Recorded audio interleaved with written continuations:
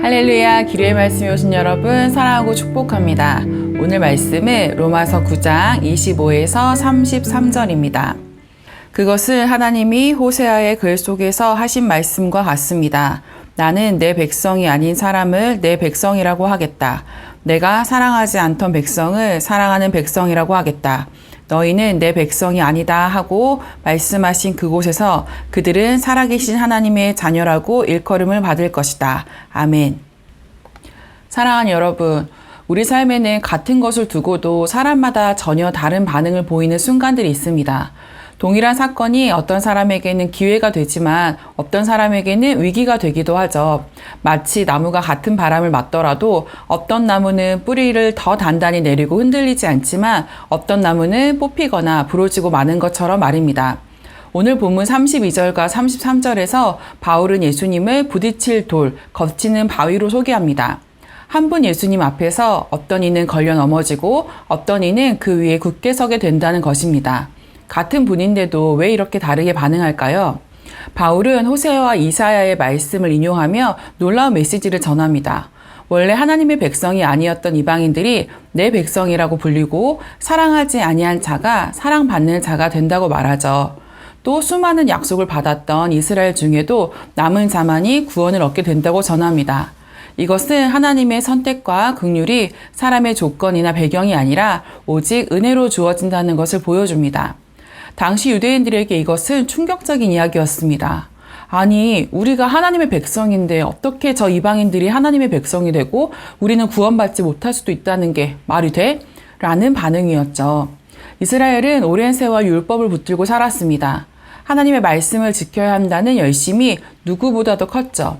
그러나 문제는 그 열심이 믿음이 아닌 행위에서 비롯되었다는 것입니다. 그들은 자신의 의로움과 행위로 하나님께 나아가려고 했습니다.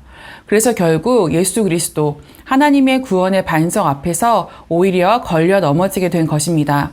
반대로 이방인들은 율법의 자격도 행위의 공로도 없었습니다. 그저 믿음으로 예수님을 의지했을 뿐인데 그 믿음이 그들을 구원의 반석 위에 서게 만들었습니다. 그런데 여러분, 여기서 우리가 잊지 말아야 할 것이 있습니다. 그 믿음조차도 우리 스스로 만들어낼 수 있는 것이 아니라는 겁니다.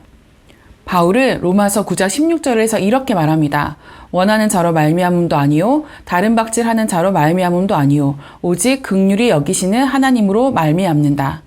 믿음은 인간의 결단과 의지가 아니라 하나님의 긍휼과 은혜의 선물입니다. 내가 믿음을 가진 자라서 하나님이 나에게 구원을 주셨다라고 생각한다면 그것은 믿음을 선물이 아닌 보수로 여기는 것입니다. 어느 목사님은 믿음을 이렇게 표현하셨습니다. 믿음은 내가 억지로 붙드는 것이 아니라 하나님께 설득당해 가는 것이다. 무릎을 탁 치게 하는 설명이 아닌가요? 우리가 믿음을 가진다는 것은 사실 내 안에서 어떤 의지를 다잡는 일이 아니라 은혜로 우리를 찾아오시는 하나님 앞에서 마음을 조금씩 열어가는 과정입니다. 내가 주도하는 게 아니라 하나님께 설득당해 가는 길이죠. 생각해보면 우리 삶 속에서도 이런 경험이 있지 않습니까?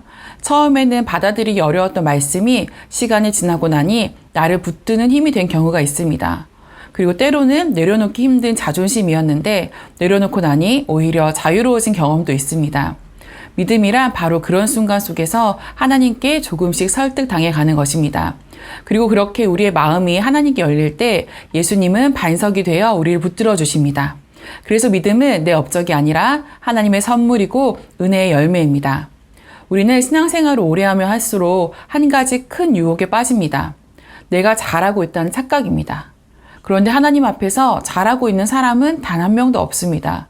우리가 의지할 것은 오직 예수 그리스도 한 분뿐입니다. 혹시 지금 내 신앙이 무너지고 흔들린다고 느끼시는 분들이 계십니까? 내가 쌓아온 경력, 열심, 자존심 위에 신앙을 세우려 했기 때문일 수도 있습니다. 그러나 예수님은 우리에게 새로운 초청을 주십니다.